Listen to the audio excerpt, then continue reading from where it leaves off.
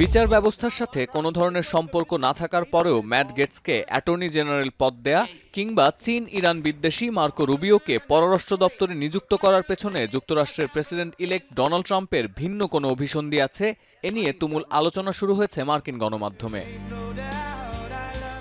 বিশ্বস্ততার ভিত্তিতে মন্ত্রিসভা বণ্টনের পেছনে ট্রাম্পের ব্যক্তিগত সম্পর্ক, যুক্তরাষ্ট্রের সীমান্ত নীতি, চীনের সাথে দ্বিপাক্ষিক সম্পর্ক এবং আইনি স্বার্থের বিষয় গুরুত্ব পেয়েছে বলে দাবি করছে ব্রিটিশ গণমাধ্যম বিবিসি।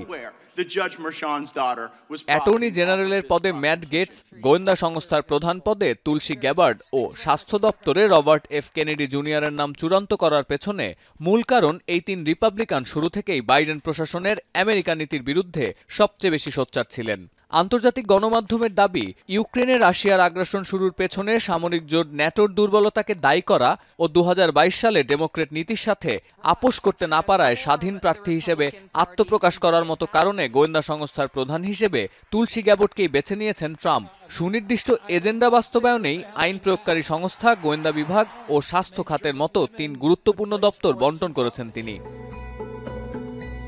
বর্ডার, যার নামে পরিচিত টম হোম্যানকে বর্ডার ও কাস্টমস বিভাগ, ডেপুটি চিফ অফ স্টাফ পদে স্টিফেন মিলার এবং হোমল্যান্ড সিকিউরিটি পদে ক্রিস্টি নোয়েম ট্রাম্পের অভিবাসন নীতি কার্যকর করা ও অবৈধ অভিবাসীদের দেশছাড়া করতে গুরুত্বপূর্ণ ভূমিকা রাখবে বলে মনে করছেন সংশ্লিষ্টরা।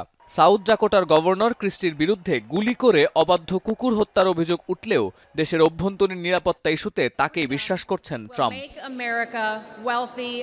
চীন বিরোধী অবস্থানের জন্য নির্বাচনের আগে থেকেই আলোচিত সমালোচিত হয়েছেন ডোনাল্ড ট্রাম্প। পররাষ্ট্র দপ্তরের দায়িত্ব বণ্টনের সময় দ্বিপাক্ষীয় বাণিজ্য নীতি, ইউক্রেনে অর্থায়ন ও ইসরায়েল ফিলিস্তিন ইস্যুকে গুরুত্ব দিয়েছেন তিনি।